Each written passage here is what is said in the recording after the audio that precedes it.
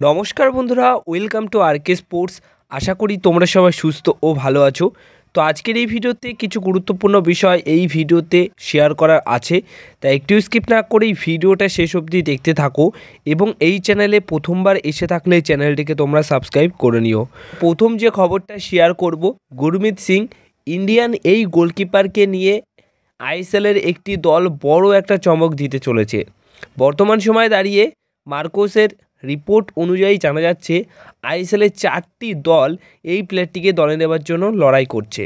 Transfer মার্কেটে আজ আইএসএলের 4টি দল লড়াই করছে, আর সেখানে এমন দুটি দল রয়েছে তারা লম্বা চুক্তি করতে চলেছে, অর্থাৎ লং টার্ম চুক্তি করতে চাইছে আইএসএলের দুটি দল।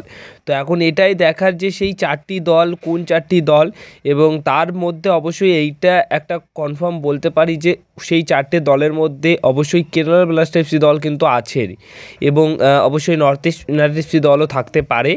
তো মোটামুটি সব মিলিয়ে 4টে দলের মধ্যে যে কোনো একটি দলেই সই করতে চলেছে গুরমিত সিং, এবং তার সাথে কিন্তু মোটামুটি হায়দ্রাবাদ এফসি দলের যে সম্পর্ক ছিল সেটা কিন্তু ছিন্ন হতে যাচ্ছে।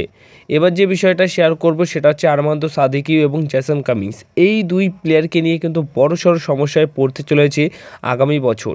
তো দেখো, ব্যাপারটা হচ্ছে আরমান্দো সাদিকিউর সাথে মোহনবাগান দল যখন নতুন চুক্তি করে, সেখানে 2025 সাল অবধি তার সাথে চুক্তি করা হয়, অর্থাৎ 2 বছরের চুক্তি করা হয়। তো সেই অনুযায়ী 2025 সাল অবধি আরমান্দো সাদিকিউ মোহনবাগানে খেলবে, এরকমই চুক্তি হয়েছে। আর অপরদিকে আরমান্দো সাদিকিউর পাশাপাশি জেসন কামিন্স তার সাথে 3 বছরের চুক্তি করেছে। তো এমন নয় যে এই দুই স্ট্রাইকারের সাথে মোহনবাগান দল মাত্র 1 বছরের চুক্তি করেছে, এমন নয় কিন্তু।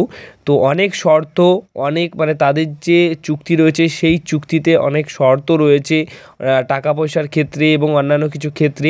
তো সব মিলিয়ে মোটামুটি দুই প্লেয়ারকে কিন্তু হয়তো ভবিষ্যতে তোমরা আরও 1 থেকে 2টো মরশুম মোহনবাগান দলের হয়েই দেখতে পারো।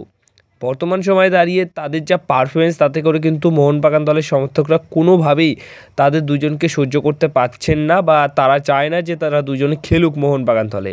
কারণ এমন পারফরমেন্স করলে তা কোনো দলই চাইবে না যে তিনি খেলুক, বা কোনো দলের সমর্থক কিন্তু এটা মেনে নিতে পারবে না। বাট একটা জায়গায় বড়সড় সমস্যায় পড়তে পারে, টাকার দিক দিয়ে তো বিশাল বড় ক্ষতি মোহনবাগান ম্যানেজমেন্টের হতেই চলেছে বা হবেই।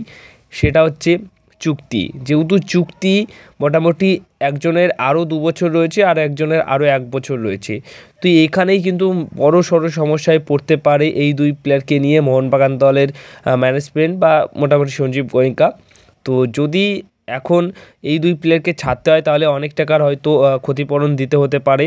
যা শর্ত ছিল সেই শর্তগুলো মোটামুটি সেই শর্তের ক্ষতিপূরণ অবশ্যই দিতে হবে। তো সেই অনুযায়ী আগামী মরশুমে কী যে হবে সেটা কিন্তু এখনই বলা সম্ভব নয়।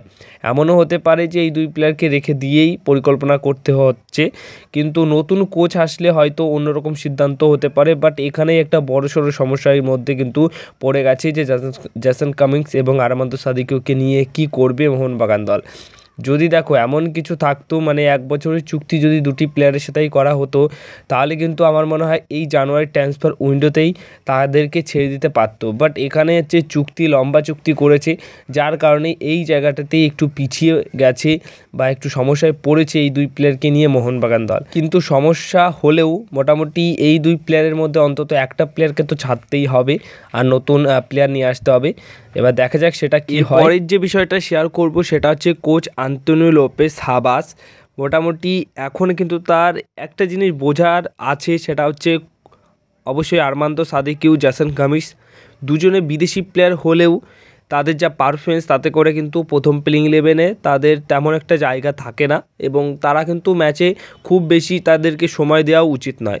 সেখানে তুমি একটা ইয়ং প্লেয়ারকে সুযোগ দাও, ইয়ং প্লেয়ারটা কিন্তু নিজেকে প্রুভ করার জন্য বা ফিউচারে আরও যাতে করে ভালো খেলতে পারে সেটার জন্য কিন্তু তিনি অবশ্যই ভালো খেলবেন। তো সেখানে আরমান্দো সাদিকিউ এবং জেসন কামিন্স এই দুজনের মধ্যে যে কোনো একজনকে বা দুজনকে একটু কম সময় দিয়ে সুহেল ভাটকে যদি মোহনবাগান দলের কোচ আন্তোনিও লোপেস হাবাস ঠিকঠাকভাবে সুযোগ দেয়, আমার মনে হয় দীপেন্দু বিশ্বাসের মতো একজন ভালো, যেরকম প্রতিষ্ঠিত ডিফেন্ডার দীপেন্দু বিশ্বাস হয়ে গেছে, তেমনই কিন্তু একজন ভালো প্রতিষ্ঠিত স্ট্রাইকারও কিন্তু এই সুহেল ভাট হয়ে যাবে, এবং পরবর্তী সময়ে ভারতের স্ট্রাইকারের অভাব কিন্তু এই সোহেল বাট মিটিয়ে দিতে পারে এবং মোহনবাগান দলের স্ট্রাইকার লাইন আপেও কিন্তু যথেষ্ট ভালো খেলতে পারে। তো এই বিষয়টা নিয়ে তোমাদের কী মতামত অবশ্যই সেটা কমেন্ট বক্সে জানিও। এই ছিল আজকের গুরুত্বপূর্ণ ভিডিও। যদি ভিডিওটা ভালো লেগে থাকে তাহলে ভিডিওতে করো একটা লাইক, আর জেসন কামিংস, আরমান্দ সাদিকুর এই যে সমস্যা, এই সমস্যাটা নিয়ে তোমাদের কী মতামত সেটাও কিন্তু জানিও।